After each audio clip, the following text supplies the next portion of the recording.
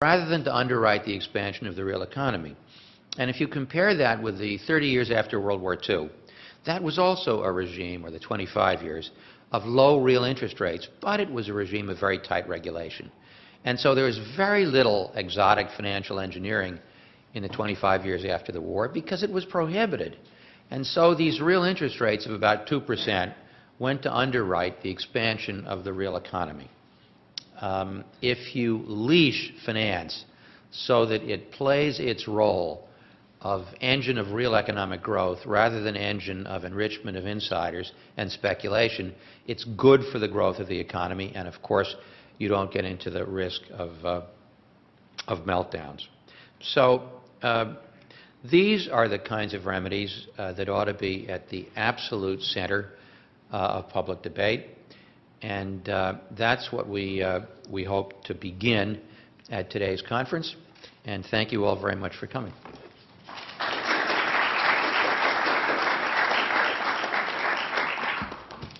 Thank you, Bob. Before Damon Silver comes up, I want to just do two very quick things. One, I want to express a real thank you to the two people who did the most work of sort of organizing and pulling all this together, and that's Rob Weissman of Essential Information and Tamara Drought, who is the Vice President of Programs and Policy at Demos.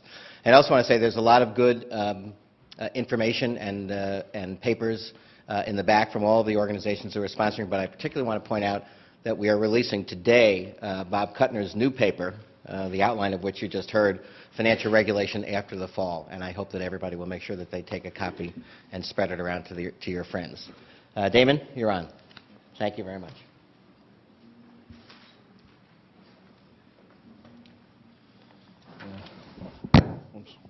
Well, good morning.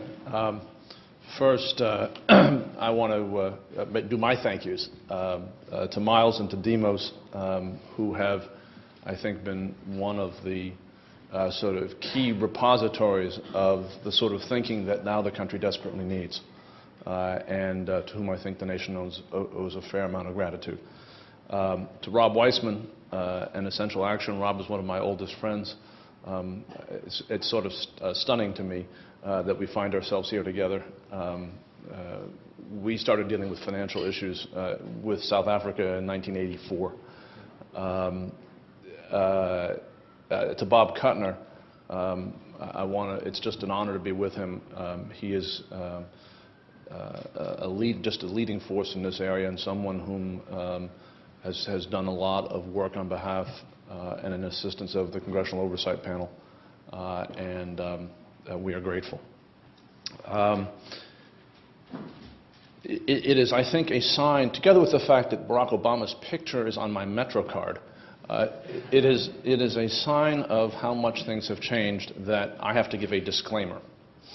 My views that I'm going to express today are my personal views, and when noted, the views of the AFL-CIO. They are not the views of the Congressional Oversight Panel, its chair, or its staff. They are mine.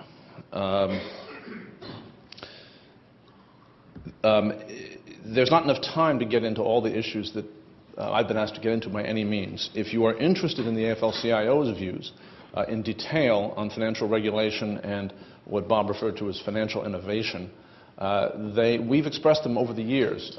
We expressed them in 2006 in relation to hedge funds and leveraged buyouts and so on and so forth. They're on our website. In statements by the AFL-CIO Executive Council, going back to the heart of the boom. And I think you'll find that they were somewhat prescient. I'm going to try to do two things here today. One is I'm going to talk briefly about the purposes of financial markets. Secondly, I'm going to make a few observations about broad lessons in relation to the future of financial regulation. And then third, I'm going to talk about the role of oversight and the Congressional Oversight Panel and what we are doing and have done. First, the purposes of financial regulation. No, not of financial regulation, financial markets. It is an extraordinary fact that if you think back to the election of 1980, those of us who were around then, the issues that faced the country were issues like energy, the environment, healthcare, education. They were viewed as, at that time, critical challenges the country faced that had to be addressed. We took a completely markets-based approach to the management of our economy and our financial markets, whose paradigm was that if we did so, resources would be allocated to productive uses, and the key problems of our country would be solved. Now, arguably, that's been fairly successful in certain respects.